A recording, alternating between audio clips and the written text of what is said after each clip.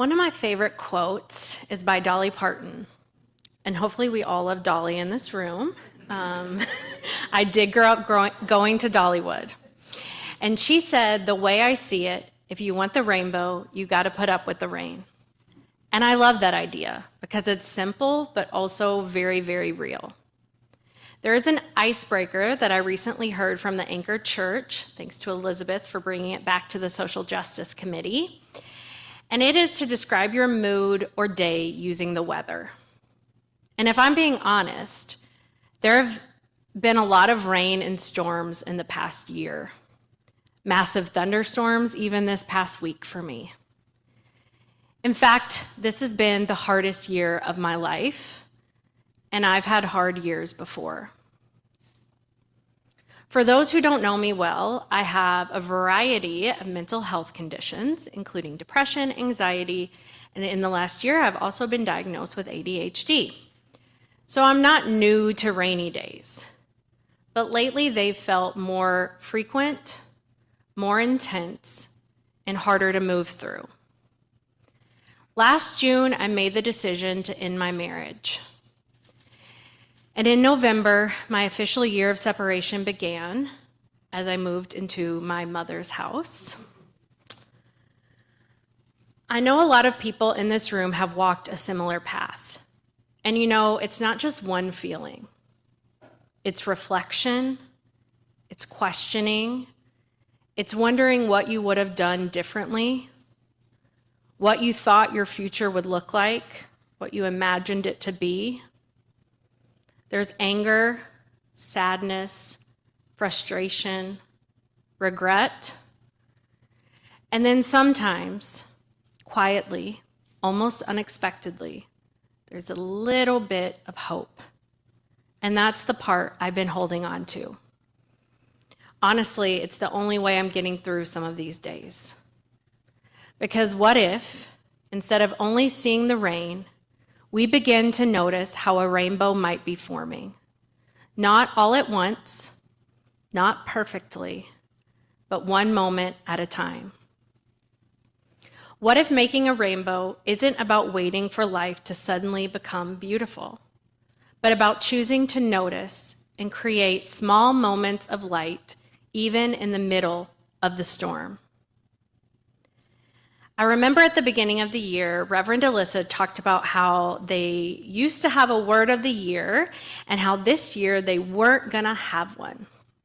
I find that kind of funny because I've never had a word of the year, but I decided this year I was gonna have one.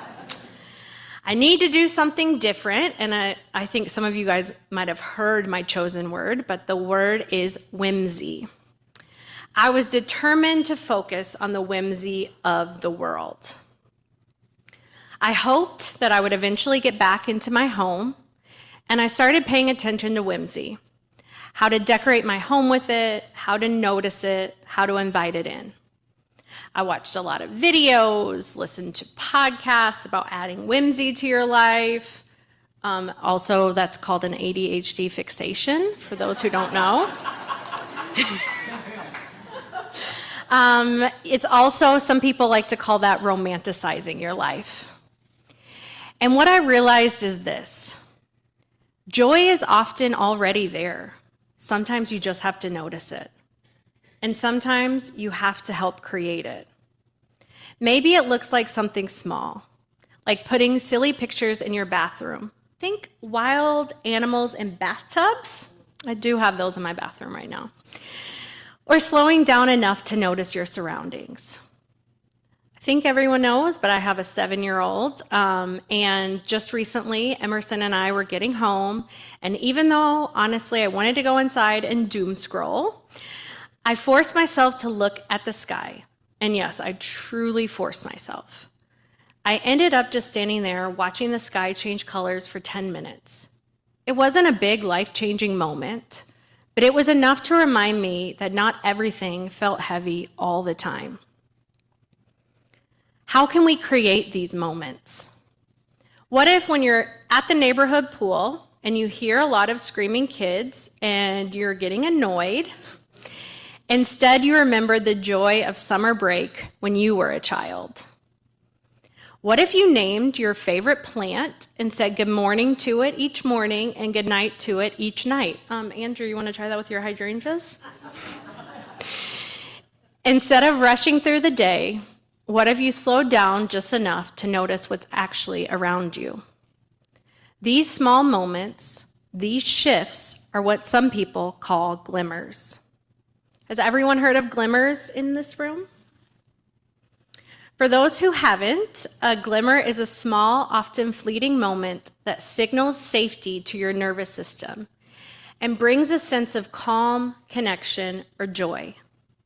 Think of the warmth you feel when a dog rests its head on your lap, or the quiet peace of watching rain through a window.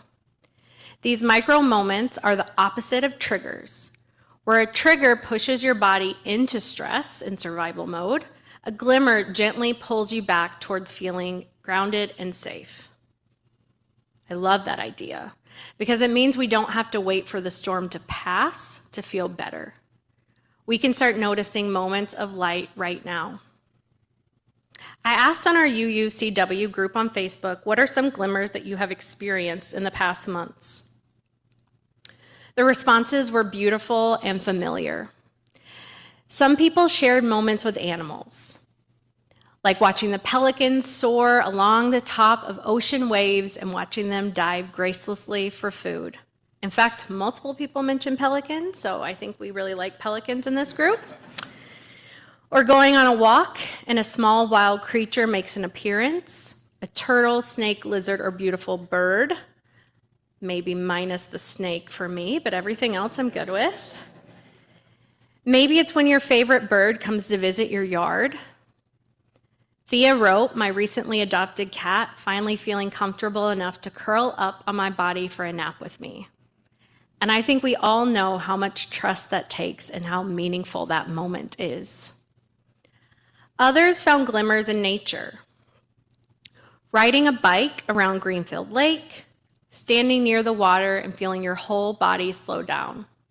One person wrote, anytime I look at a body of water, my body relaxes and I actually pause long enough to take it in. Another shared, the ocean heals my mind and soul.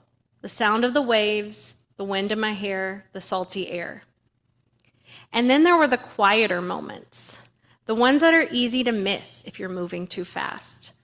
Nancy B. describes sitting on a friend's porch with torrents of rain pounding the tin porch roof while watching her 5 hummingbird feeders with scores of hummers sipping. I don't know about you, but I can imagine that exact scene in my mind. There was another comment about the simplicity of being curled up on the couch, listening to the rain and storms in the afternoon. And I imagine a lot of us know the feeling of getting completely lost in a good book, where for just a little while, everything else fades away. These moments are small. They're easy to miss, but they matter. So I've been asking myself lately, what is one way I can make a rainbow this week? There are still days when I have to remind myself to look for them. If I'm being honest, those are most days. Just this past week, I caught myself rushing through everything, feeling overwhelmed and close to tears, obviously going through a divorce. I work in corporate America, which can make you cry. And I made myself stop for just a minute and go outside, and I pretended to be a sunflower. And for those who don't know what that is, you go outside, you close your eyes, and you put your face looking up at the sun. It was quick, but it helped. Maybe it looks like writing a heartfelt note like Betsy does and putting it in the mail. Maybe it's paying it forward at a coffee shop. Maybe it's putting your phone away an hour earlier than usual and just sitting in the silence. Again, try not to doom scroll. Noticing, what do you hear? What do you smell? What do you see? Mary Oliver put it simply, instructions for living a life. Pay attention, be astonished, tell about it. Because here's the thing about rainbows. They don't happen without both, the rain and the light. The rain is still real. The hard things are still hard. And when even a small amount of light finds its way in, something shifts. Something beautiful becomes possible. So maybe the invitation isn't to avoid the rain, and it isn't to pretend that everything is okay, because a lot of times it's not. Maybe the invitation is simply this: to look for the light, to be the light when we can, and to trust that together we can make a rainbow one moment at a time.